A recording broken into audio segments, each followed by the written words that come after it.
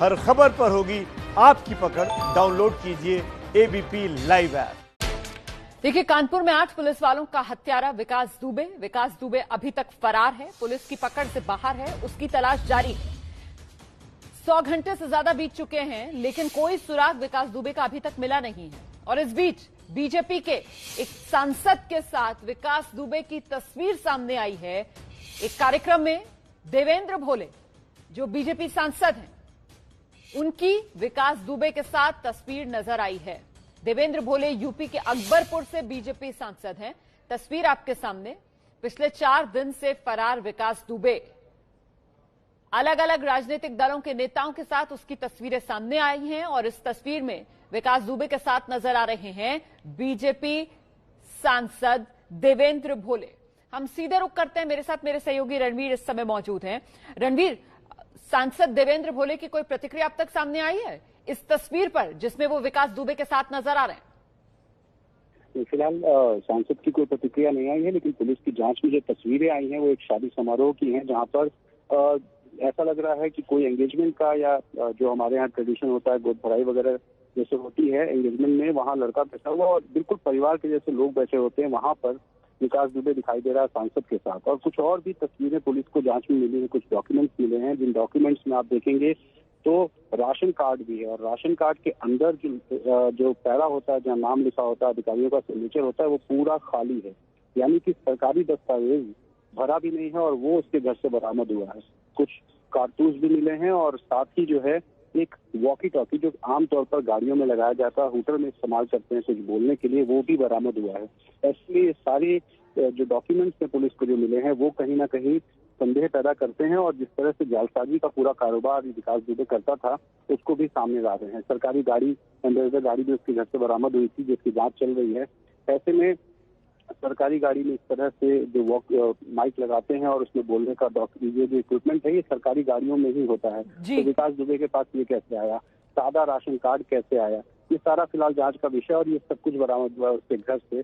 तो पुलिस इन सारी चीजों की तफ्तीश कर रही है और उम्मीद कर रहे हैं कि बीजेपी सांसद अब सामने आएंगे और वो भी अपना पक्ष रखेंगे कि चलिए इंतजार रहेगा कि क्या कहते हैं आकर सामने बीजेपी के सांसद अकबरपुर से देवेंद्र भोले, जिनके साथ सामने आई है तस्वीर विकास दुबे की। देवेंद्र भोले के साथ कुख्यात गैंगस्टर विकास दुबे की तस्वीर सामने आ गई।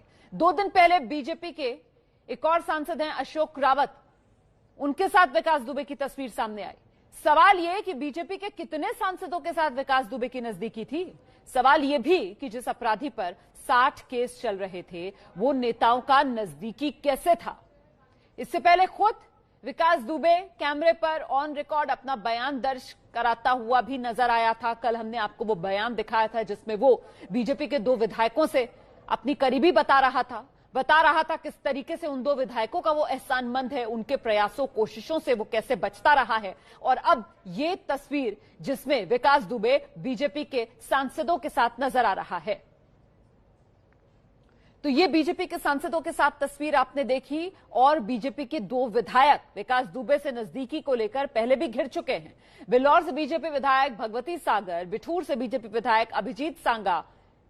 विकास दुबे खुद अपने मुंह से इन्हें अपना मददगार बता चुका है। हालांकि दोनों ने कल एबीपी न्यूज पर आकर विकास दुबे से किसी भी तरीके के रिश्ते से इनकार किया। विकास दुबे लगातार फरार चल रहा है।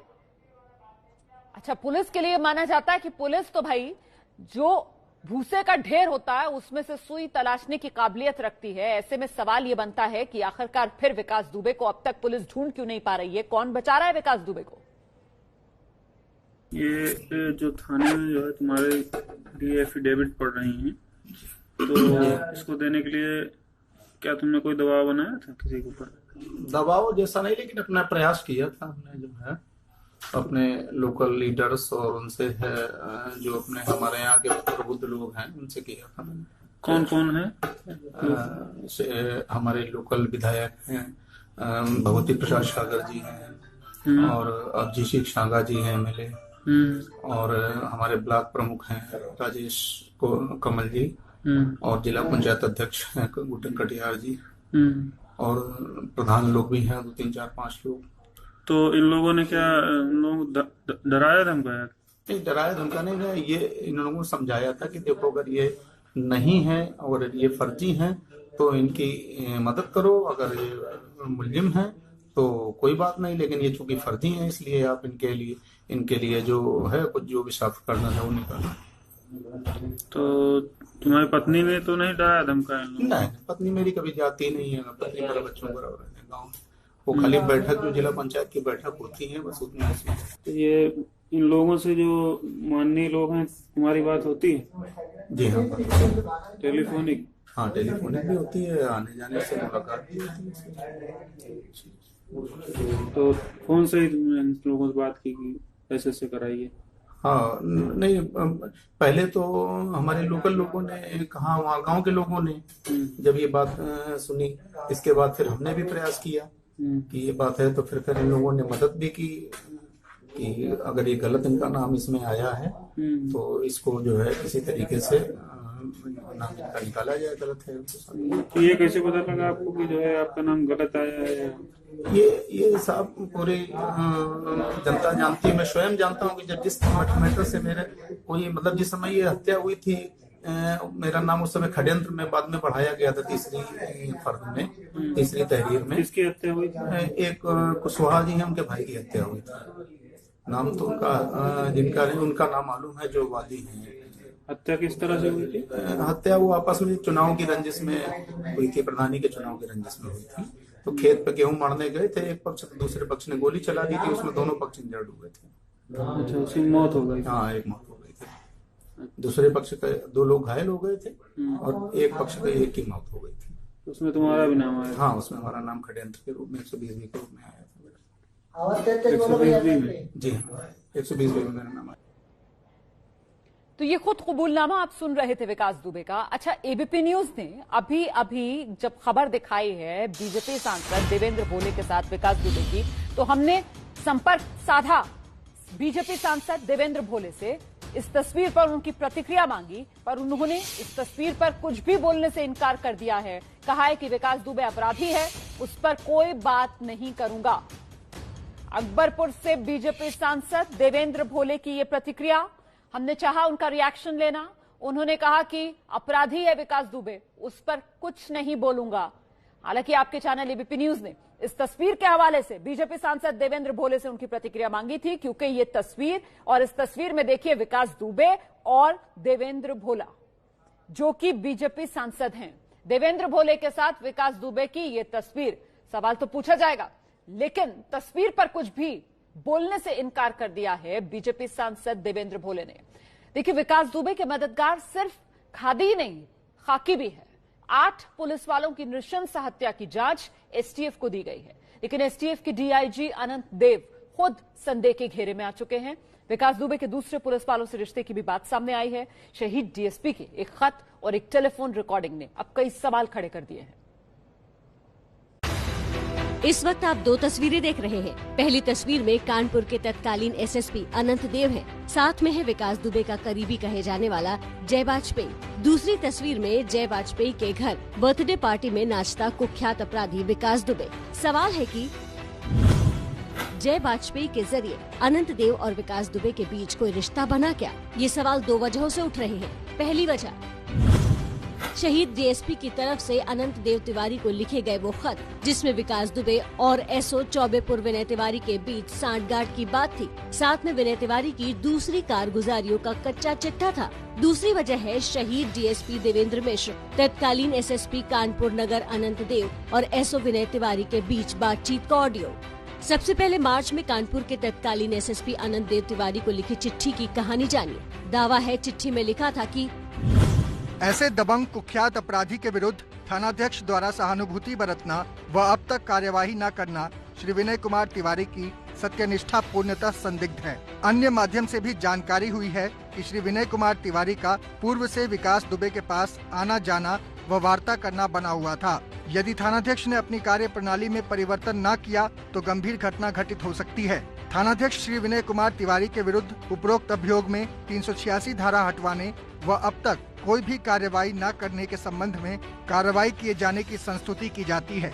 हालांकि कानपुर के मौजूदा एसएसपी दिनेश कुमार पी ने ऐसी किसी भी चिट्ठी से इनकार किया है। चेक कराया गया है, इनमें से रिसीविंग एवं डिस्पैच रजिस्टर इन दोनों में ना तो इस चिट्ठी के संबंध में कोई उल्लेख है, ना तो 14 तारीख को एसओ के खिलाफ कोई अन्य रिपोर्ट रिसीव हुआ है इस संबंध में। जबकि देवेंद्र मिश्रा का परिवार बार बार तत्कालीन एसएसपी को लिखी चिट्ठी का हवाला दे रहा है। सिचुएशन के बारे में उन्होंने आज से 3 महीने पहले बता दिया था कि कभी भी कुछ भी गंभीर घटित हो सकता है और इस आदमी को या तो हटाया जाए या इनको अपना रवैया बदलने के लिए कहा जाए, लेकिन कोई कार्यवाही हुई नहीं इस प्रकार की। शहीद डीएसपी देवेंद्र मिश्र की बेटी सीबीआई जांच की मांग कर रही है। सीबीआई जांच, मजिस्ट्रेट जांच पूरे अच्छे से होनी चाहिए और ये सब साजिश थी, उनका मर्डर हुआ है जो। आईपीएस अफसर अमिताभ ठाकुर ने भी चिट्ठी का हवाला देते हुए यूपी के डीजीपी को खत लिखकर अनंत देव और विनय तिवारी के खिलाफ कार्रवाई की मांग की है। दावा है कि ऑडियो तत्कालीन एसएसपी अनंत देव और सीओ देवेंद्र मिश्रा के बीच बातचीत का है, जिसमें देवेंद्र मिश्रा एसओ विनय तिवारी के काले खेल की कलई खोलते सुनाई दे रहे हैं। इन सब प्राथमिक सबूतों के आधार पर डीआईजी अनंत देव तिवारी की भूमिका की जांच हो रही है। एडीजी कानपुर जोन को जांच सौंपी गई है।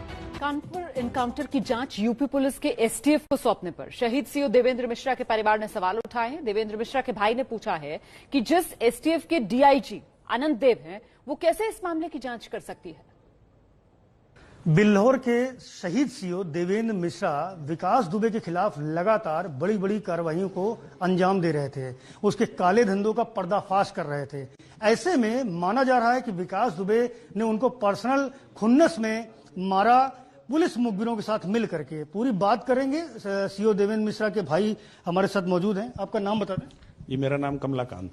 अच्छा, ये आपको लगता है क्या कि विकास दुबे के ऊपर लगातार सीओ साहब शिकंजा कस रहे थे, तमाम शराब की, जुए की, तमाम बड़ी कार्रवाइयां की, तो कहीं ना कहीं व्यक्तिगत खुन्नस उसको हो गई थी? हाँ जी, ये तो रिकॉर्ड में मौजूद है। उनके खिलाफ एफआईआर दर्ज की गई थी, विवेचना करवाई जा रही थी। पहली बात तो वहां किसी इलाकेदार ने पहले कोशिश नहीं की किसी ने कि उनके खिलाफ एफआईआर दर्ज करे। इन्होंने दर्ज की, एफआईआर दर्ज की उनके खिलाफ, जुआ पकड़ा और अन्य कृत्य पकड़े। तो देखिए, किसी भी घटना के स्वरूप से उसके बारे में पता चल जाता है। अगर सिर्फ गोली मार दी गई होती है, धोखे में मुठभेड़ में गोली लग गई होती और प्राणांत हो गया होता, वो एक स्वाभाविक सी बात होती। लेकिन किसी को घेर करके और तड़पा करके पैर काटा आपने उसके सिर में गोली मारी, आपने उसके छाती में गोली मारी, 50 घाव मिलते हैं जिसके शरीर में। तो इससे क्या प्रतीत होता है? इस बीभत्सता से, इस निशस्त्रता से इस बात की साफ जाहिर होती है कि कितना उनके मन में गुस्सा था, कितने नुकसानदायक थे ईमानदार जाबाज पुलिस अधिकारी उनके लिए। इस प्रकार से उनके साथ हुआ है। अच्छा, वो जो थाना अध्यक्ष चौबेपुर थे, उसके साथ साथ तमाम जो उनके सर्किल का फोर्स था, वो तो उनकी इस कार्रवाइयों में, उनके इस अभियान में बहुत सहयोगी नहीं बन रहा था, और तभी उन्होंने वो चिट्ठी लिखी थी तत्कालीन एसएसपी अनंत देव को। तो ये आपको नहीं लगता कि कहीं ना कहीं उनकी बातों को इग्नोर किया जा रहा था और विकास दुबे को संरक्षण दिया जा रहा था पुलिस की ओर से? देखिए, अब इसमें ज्यादा कुछ गोपनीय रह नहीं गया। बिना संरक्षण के कोई व्यक्ति इतना बड़े कृत्य को अंजाम दे करके और उसके बाद में बच निकले और उसके बाद भी पकड़ में ना आए, तो ये तो फिर ऐसा है कि सांप के निकल जाने के बाद लकीर पीटने जैसा काम है। लेकिन संरक्षण तो है। मैं पहले कह चुका हूं कि राजनेता, पुलिस सब नहीं, पुलिस मेरा परिवार है, कृपया ध्यान दें। वो रक्षा भी कर रहे हैं, संरक्षण भी दे रहे हैं। कुछ व्यक्ति गलत होकर के अगर करते हैं तो राजनेता, पुलिस के मुखबिर और क्रिमिनल, ये तीनों जब हाथ मिला लेते हैं तो वही असर होता है जाबाज और ईमानदार अधिकारियों का। एक तरफ विभाग से उपेक्षा, दूसरी तरफ अपराधियों से चुनौती और तीसरी तरफ खुद अपने ही कर्मचारियों से चुनौती। ऐसी स्थिति में कोई अधिकारी कैसे काम कर सकता है? अच्छा, एक सवाल का जवाब दीजिए कि सीओ साहब शहीद हो गए लड़ते हुए विकास दुबे से। उन्होंने चौबेपुर एसओ को पत्र भी लिखा था, तत्कालीन एसएसपी को, अनंत देव को। वही अनंत देव आज इस पूरे मामले की जांच भी कर रहे थे, जो उस वक्त सीओ साहब की सुनने को तैयार नहीं थे। तो भरोसा है आपको उनके ऊपर? देखिए, कोई भी व्यक्ति अपने खिलाफ स्वयं जांच नहीं कर सकता। न्याय का सामान्य सा सिद्धांत है, जब ऐसी कोई जांच कमेटी बैठाई जाती है, एसटीएफ जांच करती है, तो उसमें से कम उन लोगों को अलग रखा जाता है जिनके ऊपर संदेह होता है। ठीक है, स्वयं संदेहग्रस्त व्यक्ति जो हैं वो जांच क्या करेंगे? तो ये विभागीय मसला है और इसको डीजीपी साहब ने और आईजी साहब ने सोचेंगे और अपने हिसाब से सही जांच कमेटी होनी चाहिए, वरना वो तो सारे पर्दे पे उस पर धूल डाल देंगे उसके कृत्यों पे।